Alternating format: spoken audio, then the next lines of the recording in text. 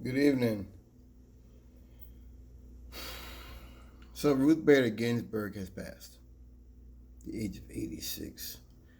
Um, they're just saying it's, I think, due to cancer and some other problems. And I'm not sure if you guys know what this means politically for us. That now Trump can put a person in that he can put a fascist in. This is the sum of all fears. This is probably one of the worst things that could happen politically as far as opportunities for Donald Trump. I did some videos earlier in the day and I was taking my time. I was getting ready to upload in probably a couple hours, and then this information comes out. I'll be honest with you, until the last couple of years, I didn't even know who RBG was. I didn't understand her significance. I knew Anton Scalia was, his death and all that, but I didn't even know much about him other than his unusual circumstances of his death. Um, you know, I made a video a week or two ago talking about how I was going to chill out on politics and kind of back off, and I think I kind of have. And it's just that everything feels so heavy right now. And I wonder if, like, other folks on the left feel that way in different ways at different times. That, like, everything is just, I mean, we lost Michael Brooks. We lost John Lewis. It's just, I mean, that was before my time, obviously. I didn't know much about John Lewis other than his marching on the bridge. But it's just, everything is so heavy, and sometimes, well, lately, I've been feeling like something really bad is coming. I mean, the shooting in Kenosha was in Wisconsin. Was I remember when Ferguson happened. I was working for Rooms to Go. That's was back in 13 or 14, one of the two. And I was just scraping to get by. It was 14 because I was just about to get back on with SRT, get my second chance at trucking. And I remember watching it. And the first night I was like, man. And then second or third night, and then I was like, I stopped watching. I'm like, this is sick. And this kept going on and on and on and on. I was like, this is sick. This is really sick stuff.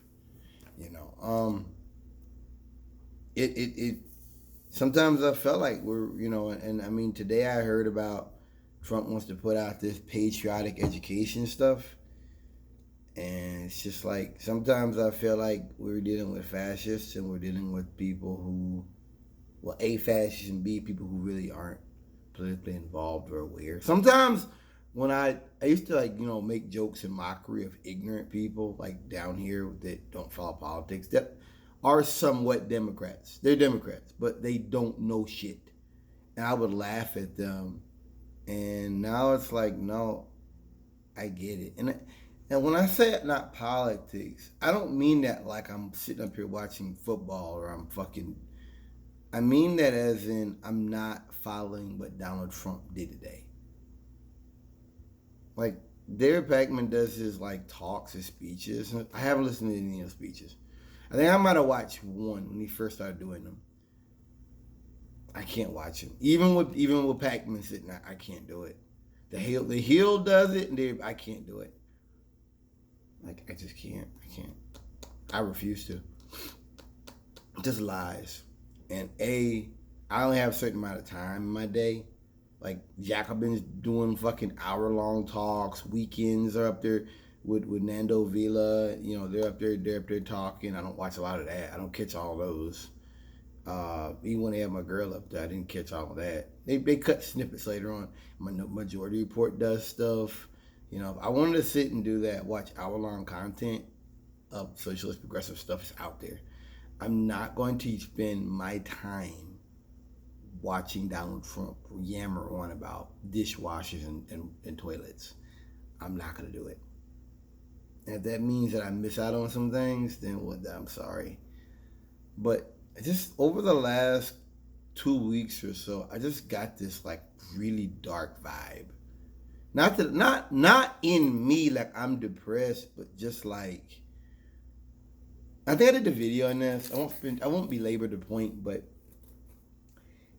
it's just the fact that if Donald Trump can call soldiers losers and fools and talk about what's in it for them, and if Donald Trump can, do all the things he's done, and ask Mark Kelly, the gravesite, what was in it for him, and Mark Kelly he's never responded, which is telling. Because if it wasn't true, what a conservative, he would ran out there and said, it's not true. He hadn't said anything about it. And we have the tapes knowing that Trump knew this was serious and he didn't. If that's the case,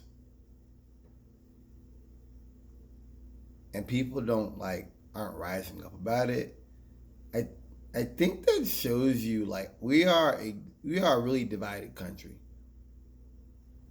Really. And I was just thinking about it earlier today, once again, how when Trump was running, my hope was he would destroy NATO. See, I'm a socialist. I don't believe that Joe Biden or even Bernie Sanders can give me a better world. A world in which things are better for working families. I don't believe anybody can give me that world. I accept that. As the old folks used to say, if voting changed anything, it'd be illegal. I understand that now. I thought that was just so negative, and now it's like, yeah, that's... When I was listening to Ron Paul, I used to hear people talk about that, and it's true. Completely true. You ain't gotta like it, it's true. I just... I wanted it to happen. I wanted Trump, and then he started talking crazy. I wanted him to, isolate America, and he's done that. America's effectively been quarantined from the rest of the world. When I see folks not wearing masks, I go to HD and stuff like that, and I just remembered that I may be alone, but the rest of the world is that's why they've quarantined us. And people will say to me you want the American empire to fall, and you're celebrating America being quarantined. This is why. Yeah, I end up well, you live in America. Yeah, I do live in America. That doesn't mean I agree with everything America does. Also, I don't have any choice. That's something, that's the difference between white and black. I think as a black person, a lot of us understand that we live here. I don't agree with much of the stuff that America does. I think a lot of your Democrat people, they knew what America did, the wars and the assassinations and all that. I think a lot of your so-called Democrats wouldn't either. But I understand that not being political and not being informed, I get it, because this last couple weeks have just been so dark and so negative. And now Barr is talking about they should be charging mayors and protesters with sedition. I mean, this is really dark stuff. This is a really dark time. And RBG passing away is such an opportune time. It's a little bit tragic. And I realized that the struggle will continue even if things get really bad and we have some shit. Leave it at that. Because I don't want to say too much of it.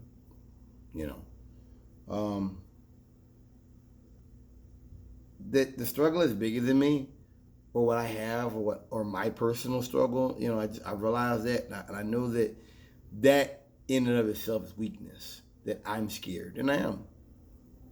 That in and of itself is why I stopped talking about this stuff, because I'm just like, God. You know what I mean? It's kind of no matter what Trump does, they'll still back him. And I've said that before, but this last couple of weeks, quite literally, no matter what Trump does, they'll back him. And that's just, it's hard for me to understand that. Because that didn't happen with Obama. So, it's tragic or passing. It's I don't mean to be so transactional in regards to this woman's death. But this is a really dangerous time. And the future of our democratic republic, whatever you want to call it, is at stake. It bothers me that as Trump destroys America and what America once stood for working families, we act like this is all just normal. That bothers me. Like it just, it's just, like I said, I understand folks who aren't political, but I understand that that's not what adults do. That being an adult means being a true witness. Sometimes, like the last couple of weeks, sometimes I feel like it's a movie called Downfall. I got a great film. And Downfall. Great film.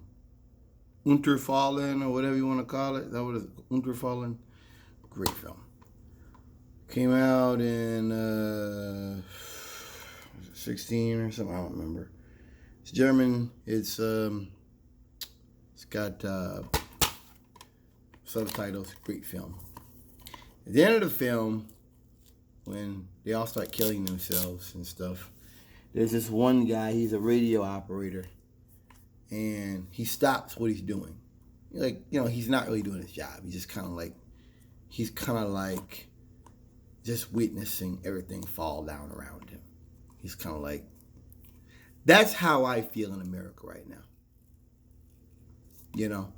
Like everything's falling on me, and people act like this is normal, and people are like, oh no, let's not focus on that. Like it's a little terrifying. Like I said, my hope was that people would lose confidence in America. That has kind of happened. That has kind of happened. That has happened. But it's a little terrifying what might come next. Peace.